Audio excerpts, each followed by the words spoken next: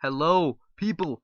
I'm reading this at a very awkward angle. In fact, the screen is probably 2 inches away from my face right now. I'm back with chapter 4 of The Friendship is Tragic. This chapter name is I'm guessing it wants to say Twilight Tragedy, but I may be wrong. It might say Twilight Tragedy. Dear Princess, today I learned one of the hardest lessons any pony will ever have to learn. I learned that in every pony's life, there's a chance you might lose a very close friend. But even though they've left us physically, the impact they've left in our lives will stay with us forever.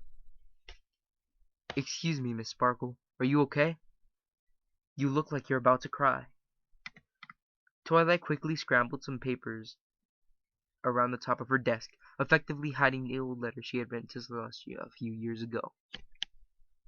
Of course I'm okay. Just lost in thought, I suppose.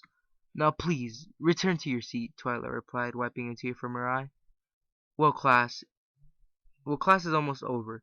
Maybe we can be dismissed early today and leave you to your thoughts. Haha, nice try. Now listen up. I want you to all write me an essay on the practical and impractical uses of magic in today's unicorn society.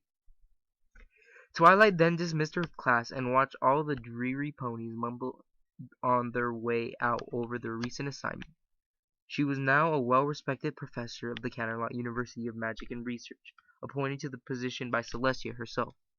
Once the students were cleared out of the classroom, Twilight shut and locked the door with her magic. She then quickly uncovered the old letter to Celestia she had nearly completely forgotten about. And more importantly, the loss of one friend will strengthen the bonds between you and your other friends, making every day you spend with them even more precious and valuable than before. Because you can never be too sure which day you spend together will be your last. Twilight grabbed the letter and placed it tightly around her chest. Against her chest. This was the last letter she had written to Celestia before she had decreed that her time studying the magic of friendship was over, and it was time for her to begin her career in Camelot. Twilight then opened a drawer, put the letter inside, and pulled out the official notarized letter from Celestia, appointing her to her prestigious position, Professor of Magical Literature and head of the research team. She was currently doing studies and research on linking the magical fields of unicorns to cast spells that require more magic than only any one unicorn could ever produce, aka mega spells. Tedious work, but essential to fully understand the potential of capabilities of magic. A few minutes later, she prepared to head out to White Mare Cafe and Diner. She was meant to meet Rarity. There to see how her presentation for the Royal Eclipse Festival dresses went. Twilight decided to walk. It was gray, cloudy day out, much unlike the morning. But Twilight found the gray sky and dim lighting relaxing. I do too. It wasn't long before she reached her destination. She was in fact a few minutes away. She walked in and grabbed a seat in the back corner of the window. What can I start you off with, miss? Just the coffee for now. I'm meeting some pony here, and I don't know how long they'll be. Sure thing, the waitress smiled and walked away. The waitress soon returned with a freshly poured cup. Twilight gazed into it and watched a thin layer of bubbles swirl around and around. She took a deep breath, inhaling its rich aroma. She then looked outside. There were quite a few busy ponies walking back and forth in a seemingly endless stream. Twilight lost focus and began to refocus on her own reflection in the window. She looked into her own eyes. They were tired, faded, and uninspired. She began to realize that she had been there for quite some time now, and was still alone. Stupid mare, she muttered under her breath, probably just going on about how she ran into another career opportunity when I asked her what happened. Twilight decided she may as well get something to eat while she was there. It'd be her first meal of the day, so she was rather hungry to say the least. Excuse me, waiter, you need another coffee? Yes, I'll also have a spinach oat salad, thank you. Twilight looked back outside. The traffic was beginning to slow, and the sky was getting darker. When did we all grow so far apart? A chilly wind blew the leaves across the sidewalk. outside the diner into a swirling whirlwind that soon dissipated into a pile of small brown leaves and garbage. A couple raindrops tapped on the window, somewhat startling Twilight as she stared out into the city streets. "Here's your coffee. Your salad will be out in a moment." Twilight gave her a quick smile and nod, then her attention was again brought to the city streets. A bag blowing in the breeze, ponies carrying briefcases and wearing trench coats. A long sigh fogged up the window as Twilight was thinking about how dull her life really was now that she lived in Canterlot, allowing her to shift attention to coffee. Once again, she felt captivated by its swirling aromatic beverage. She noticed how easily she was focusing on such minor and insignificant details today. Was I always so dull? She pondered as she sipped her hot drink. No, I definitely was not. Not until somewhat recently. She began to think of all the fun times she had, the adventures, the new experiences she had in Ponyville. The filly fooling she used to be quite the exciting mare, but she felt those times were behind her. Despite the fact that she was so young and full of energy, she didn't want to do anything that would cause her to stray from her career. Not again. Still, she remembered how everything used to be so fun and new, never repetitive, unlike her life today. She remembered everything perfectly, especially the day that set everything until now into motion. The storm had just ended. Pinkie Pie's body fell under investigation. She had run to tell Applejack what had happened, then followed her back to Rarity's house. As Twilight walked up to the house, Applejack came storming out, violently kicking the door shut behind her. "Don't bother, Twilight. This one ain't a true friend to no pony. I wouldn't trust a thing she says about anything." "Slow down, Applejack. What do you mean?" "She's saying Rainbow Dash might have done this to Pinkie," Applejack yelled, clearly holding back her tears in an attempt to appear stronger for her friend. "I'll go talk to her. Just find Fluttershy for me, okay? Someone should let her know what happened." Applejack stormed off in an outrage, while Twilight went to investigate Rarity's apparent accusations. Upon entering, she discovered Rarity on the floor, flailing her legs around, crying out in almost comically over-dramatic manner. However, due to the recent circumstances, this yielded no humor for Twilight Sparkle. Rarity spotted Twilight and began to pour her heart out to her. "Oh, Twilight, I'm such an awful pony and a worse friend." She cut herself off with her own sobbing and heaving breathing. "Twilight, I can't believe the horrible things I've just said. What's happening to me?" Her voice went into an unreasonable high pitch. "Rarity, pull yourself together. We have more important things to worry about than your own self-pity," Twilight harshly pointed out. I'm sorry. It's just what Applejack said to me really hurt. I never thought she would say something like that."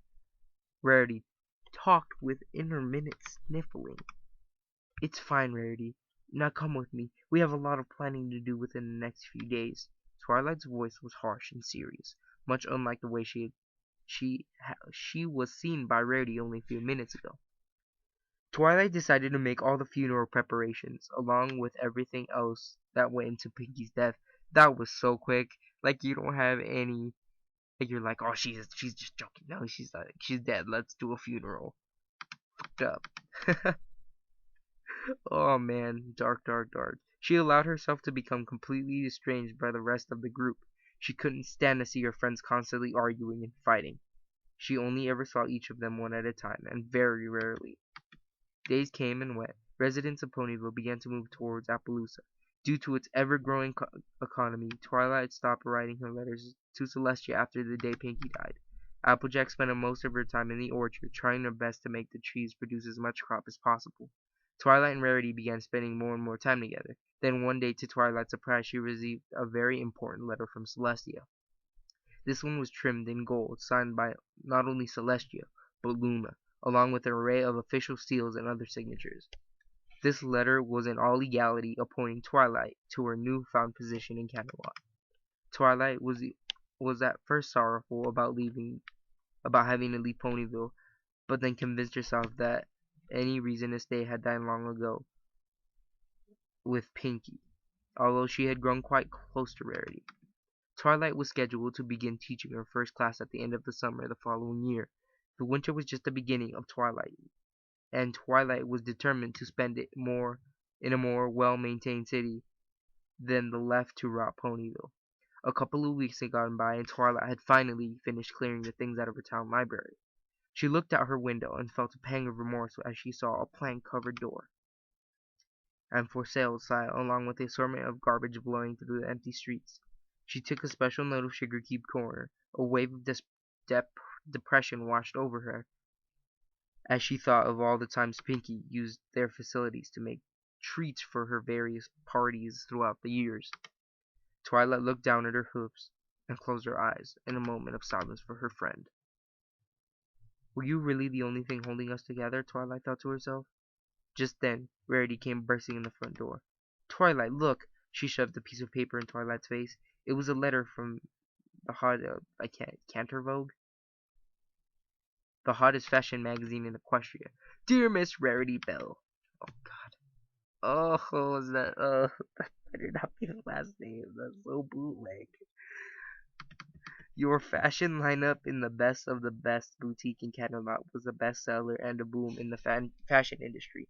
We now cordially invite you to join our designer roster here in Camelot as lead coordinator. If you so choose to accept the position, you will have a full paid apartment located in the prestigious area of this beautiful city. You will also be paid in advance for your week. We do hope you choose us and stay your home for design. Sincerely, Emerald Star. Well, Rarity, congratulations. That's it? Congratulations? Rarity proceeded to jump onto Twilight, knocking her over and landed on top of her. Do you know what this means? Twilight just stared at her with a confused look on her face.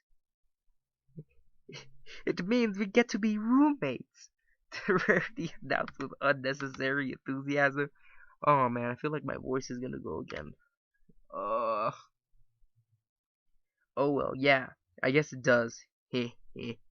Twilight, what was that? Heh heh. Twilight was a bit unsure about living with Rarity due to their exceptionally different personalities. Well, we better get to packing your stuff up then too, Twilight spoke with a reassuring smile. Few more days went by. It was snowing out now.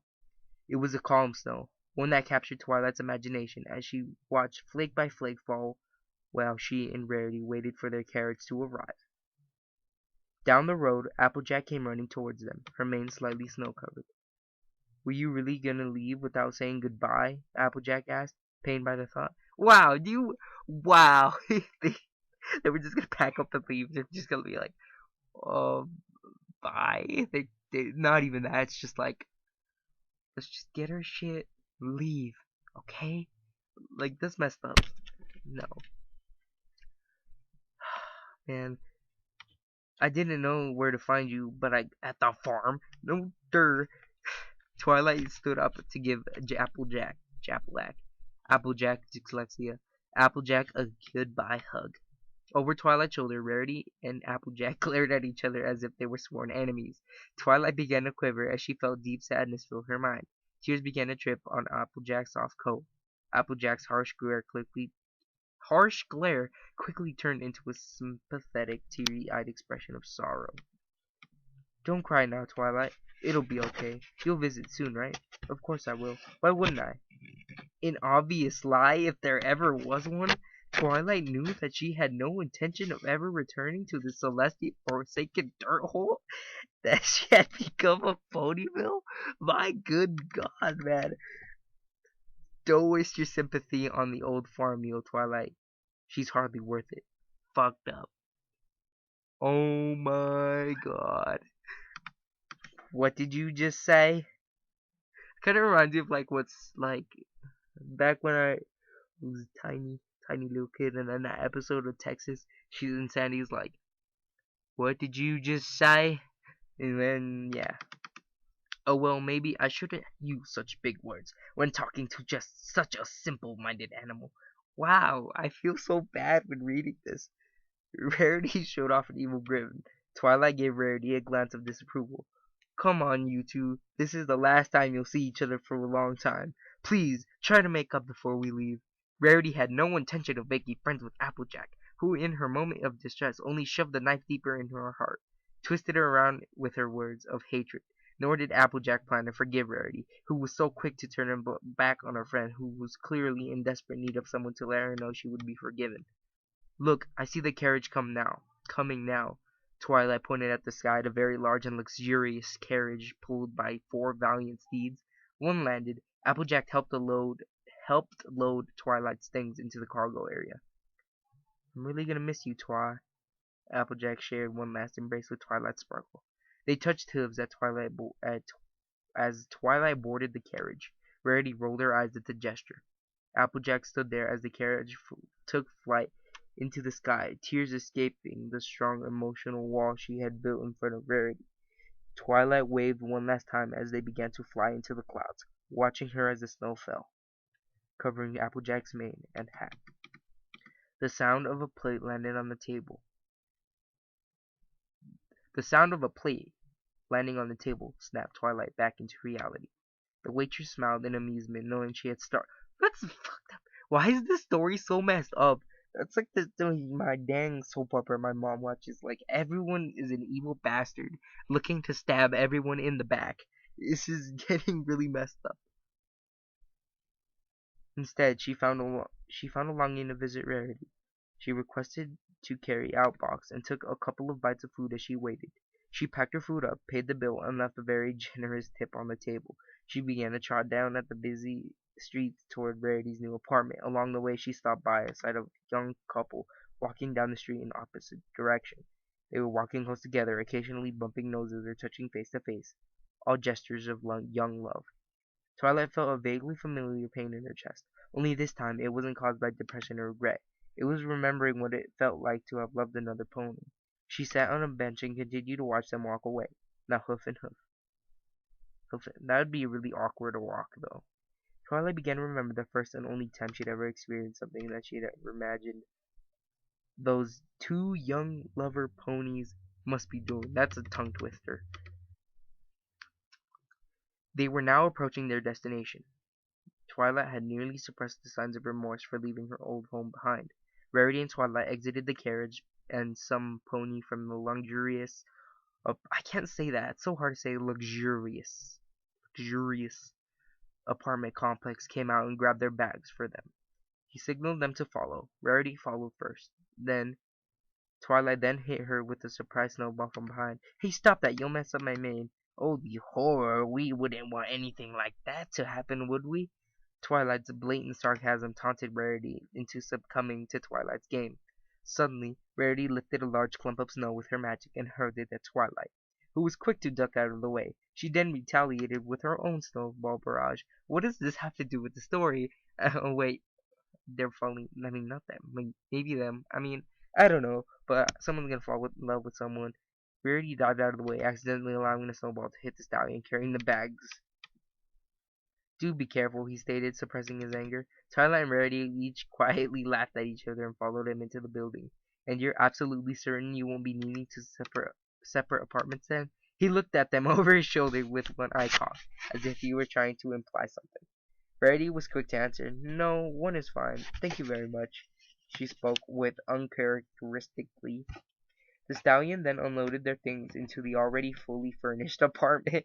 Rarity immediately ran into the slightly larger of the 2 bedrooms and claimed it as her own. However, Twilight didn't plan on surrendering the larger room so easily. First, she opened a pet carrier, allowing Opalescence to roam around and make herself at home. I was under the impression that Opalescence was a guy. I don't know. Yeah, that doesn't make sense to some people. I don't know. I don't know. She then leaped over Rarity. Actually, yeah, it makes sense if she's directly on the equine king-sized bed, spread out as much as she could. This one's mine, taunted Twilight, sticking her tongue out at Rarity. I don't think so, sister. Rarity countered and leaped on top of Twilight, pinning her arms down on the bed. Twilight wrestled her way out of Rarity's grasp and found herself sitting on the back with 2 hooves facing her face into an extra fluffy pillow. I can't breathe. Can't breathe. Rarity's muffled cries escaped the pillows. She found her face buried in. What was that? You said this is my room, and you surrendered to my will? Yes! Rarity cried out in discontent. Finally, Twilight let the poor white mare up, who gasped for breath immediately after being released. She then gave Twilight a menacing look. "You could have killed me." She tackled Twilight, her mane in tangles. Twilight returned a playful gesture. After quite some time of playful fighting, the two agreed to share the.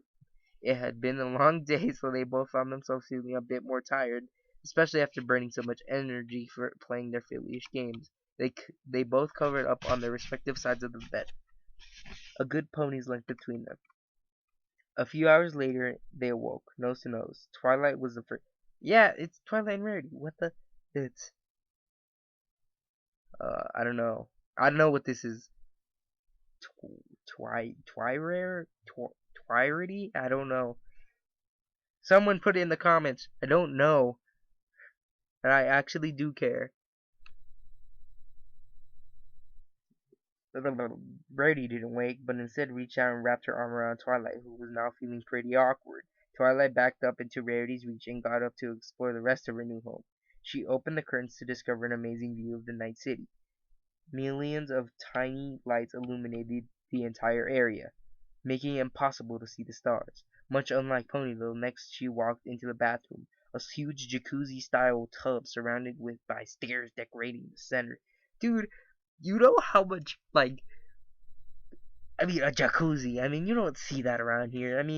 We could probably get some bootleg man to get a water. He'd go up to those fire hydrants and, get a wrench and unscrew the top of the fire hydrant so we could get some water. But that's pretty much all we're going to get around here. And we probably wouldn't want that anyway because it's cold now. It wasn't like the first day of fall like today. I don't know. Next, she walked into the bathroom, a huge jacuzzi. I can't read that. She then ventured into the kitchen, where she found a very elaborate setup of cooking utensils along with 6 burner stoves and 2 deep ovens. It all seemed like so much. They were much more than the library Twilight had grown accustomed to. What the hell happened to Spike? I think I missed it, but where's Spike in all this? Oh yeah, didn't he have to go because he grew? But wouldn't they be, if this is the past, then shouldn't they still be living with him? She wandered into the living quarters where Twilight was comfortably sitting on the sofa watching TV. How long is this chapter? I feel like I've been 23 minutes now. Twilight felt a bit unnerved by it at first, but then decided it was harmless. Oh my goodness. So much. Oh my goodness. Rarity noticed how nicely set up everything seemed to be. She still felt drowsy and found herself resting her head on Twilight's shoulder. Twilight felt a bit unnerved by this at first, but she decided it was harmless. She began to notice how soft and yep, it's Twilight and Rarity. Rarity's mane really was, as she brushed her face against it. Twilight closed her eyes and rested her head on Rarity's. She felt taken by the sweet scent of her mane and coat filling her senses. She opened her eyes and became captivated by how many hairs in her hair had flowed elegantly together and seemed to form one beautiful piece. Twilight began to remember the countless days they had spent together. She had become so much closer to her in the past few months. Rarity let out a small yawn, and Twilight felt a pang of joy fill her entire body. This wasn't a sensation she was used to. She had never felt anything like this towards another pony, especially not another mare. Rarity got up, stretched, and headed into the shower. Twilight let herself down flat on her back, staring at the ceiling, her heart bursting with pure happiness as she thought about Rarity. She began to question herself. What am I doing? I don't get it. Why do I feel like this when I'm around her? What's happening? Twilight searched the deepest regions of her mind for answers, but could only find herself once again thinking about how amazing Rarity was. Oh dear. Have I become Spike? What happened to Spike? Wait, look at this. She's joking. She joking thought to herself. That's what it said. Spike long since went back to live with his original dragon family. What? What? What was this established? I don't think Spike has a family, honestly. I think he's just kind of like when you find an egg and there's no family around it, and you just take it anyways. So that's what we do, and we raise it, and it becomes our pet. That's what we do in the ghetto. In the ghetto, where I live. in the ghetto. Oh man, what am I doing? I don't get it. Why do I feel? Oh, blah, I reread that. Twilight missed him, but he was where he belongs. Like this is what I read. Like I didn't read that part. Have I become a Spike? Twilight missed him. This is what I read. But he is where he belongs. I was like, what? He's dead? What? Thinking about Spike took her mind off Rarity for a grand total of about 5 seconds. She once again found herself laying there, thinking about the beautiful white mare. I need a book now. Twilight began to search the apartment for a book. That's so random. That might help her explain what she was experiencing. Nothing. She decided to flip through TV channels to help focus her mind on something else. No such luck. Now Rarity was coming out of the shower. Twilight got exceedingly nervous. She slouched on the sofa, trying to hide herself from Rarity's sight. She quickly rushed around Rarity into the shower. Well, that was odd, Rarity thought to herself. Well, no matter. Rarity went to dry and style her mane. Twilight splashed cold water on her face. Okay, Twilight, you can get over this little random out of the blue infatuation you seem to have quite annoyingly developed in a matter of seconds. She shook her head back and forth rapidly, almost hoping to disorient herself into another state of mind. She finished showering, and she slowly cracked open the door. There she saw Rarity sprawled out on the sofa, her long drying mane draped over the edge, flowing and curling down the cream white carpet.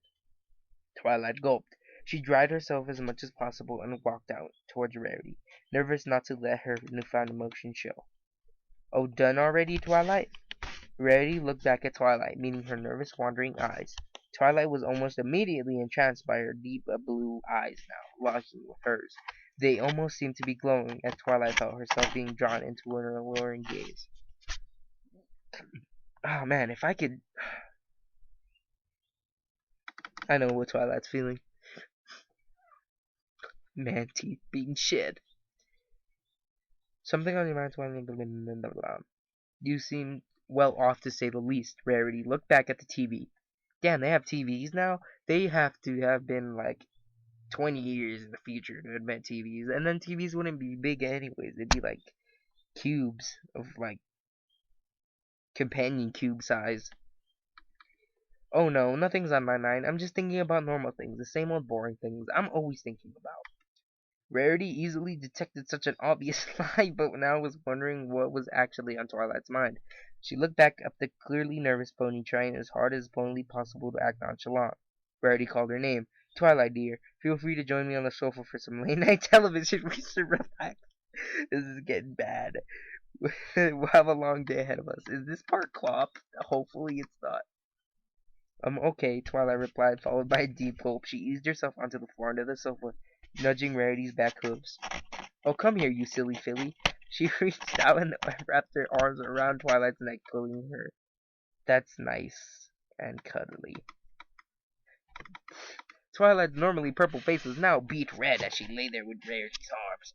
Rarity decided to roll over in front of Twilight. Twilight's heart was pounding heavily, and she decided to put a hoof on Rarity's shoulder. She moved her hoof up to her mane, now gently stroking it and twirling it around.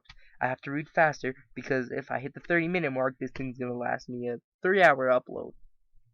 She pressed her face up against her freshly conditioned mane. It was soft, cool, touch, scent. Chills down Twilight's spine. Rarity wiggled herself closer to Twilight, arching her back and pressing herself against her. Twilight shuddered as she felt her heart explode in delight. Twilight pushed her arm underneath Rarity's, hugging her tightly. Let's get some sleep then, shall we? Oh, that's not the voice. That's not the voice I should have done. Let's get some sleep then, shall we? Rarity whispered as she shut off the TV. Twilight suddenly agreed, adjusting herself so that much of her body was touching Rarity's as possible, her heart throbbing with bliss. The room was dark, dimly illuminated by the city lights shining outside the window. Rarity rolled over to face Twilight. She pressed her hoof. I can't read when I'm blushing. I can't read when I'm blushing. I'm a sensitive man. I am the most sensitive man in the world. She placed her hoof on Twilight's face. brushing the hair away from her eyes. Twilight noticed a slight hint of blush on Rarity's white cheek. Then she became more captivated and entranced than she had ever been before, as she found herself gazing into the most beautiful eyes she had ever seen. Rarity's deep blue eyes were illuminated by the millions of reflected light shining through their window. Of all the amazing magic Twilight had seen, this was truly the most beautiful sight any pony would ever have the privilege of enjoying. Despite the cold air outside, the two mares had never felt warmer, and Twilight, for one, had never been happier. Twilight reached the bottom of Rarity's new apartment. I wonder if she even wants to see me right now. Oh, thank God. Oh, oh, my cheeks are not going red anymore. I wonder if she even wants to see me right now. Twilight couldn't help but doubt it, so she stood outside for a few minutes, admiring the beautiful memories that filled her mind. She wondered if it was worth it to taint them further by risking an unfriendly visit after reliving such a happy part of her life. Twilight stood there for a few minutes, then sat on the stairs leading to the front door of the complex, trying to force herself to make the right decision, whatever it may be. Oh, that was so bad. I was terrible. That was a bad read, but I'm done. No more for today. It's like 6 o'clock, and I have to go walk the dogs and do other stuff. Good night, people. Have a nice night, everybody, and I will probably read tomorrow, but that's a lie because I am constantly inconsistent.